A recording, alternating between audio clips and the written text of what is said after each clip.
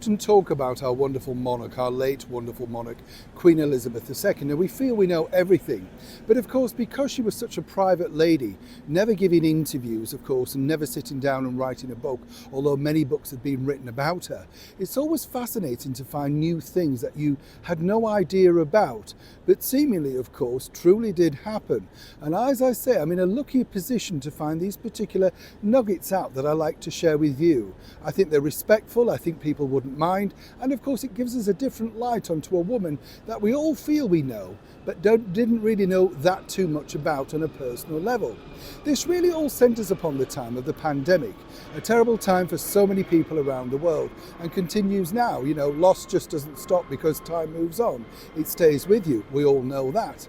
And the difficult thing about this situation is, as you know, when Her Majesty the Queen addressed the world, our nation, the Commonwealth, I thought it was the best speech she'd ever given. It was so moving.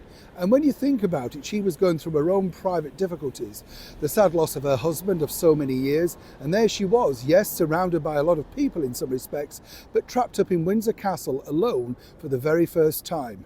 No sister, no mother, and of course everybody having to keep a respectful distance. We do know, as we told you first and exclusive on this show, that Catherine, the Princess of Wales, or the Duchess of Cambridge, as she was then, did a lot to support Her Majesty the Queen with daily phone calls, as did, of course, Sophie Wessex and no doubt all of her children. But it's the little conversations, the little pieces that really make up things when you're feeling a little bit down. And we now know, of course, just how down Queen Elizabeth was. But amazingly, it was a brief friendship, or could have been a brief friendship, that really started something very sweet for our late monarch. If you recall, this infamous incident with none other than the former President of the United States, the 45th President, Donald J. Trump.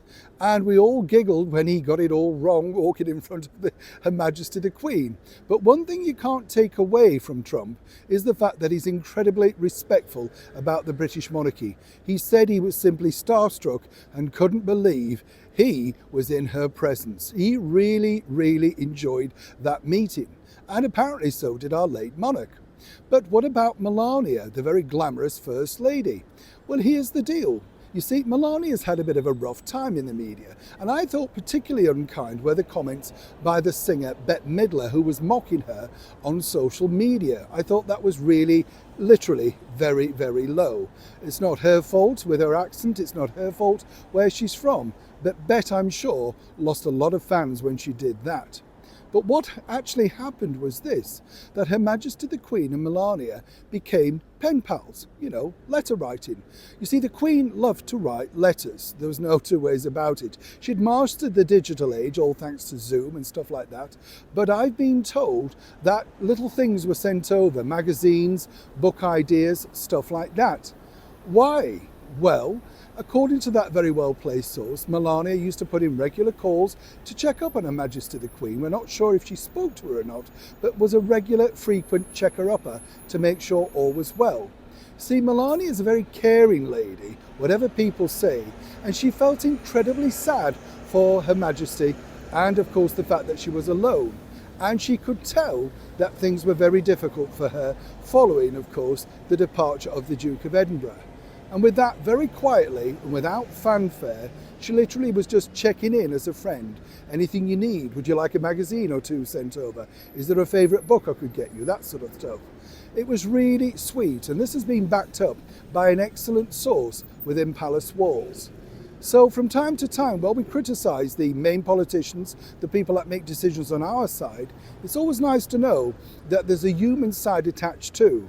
And Melania Trump, as I say, without any fanfare, was doing her bit to make sure that Queen Elizabeth, at least, didn't feel too alone and had another woman to talk to, should she require, even though it was thousands of miles away.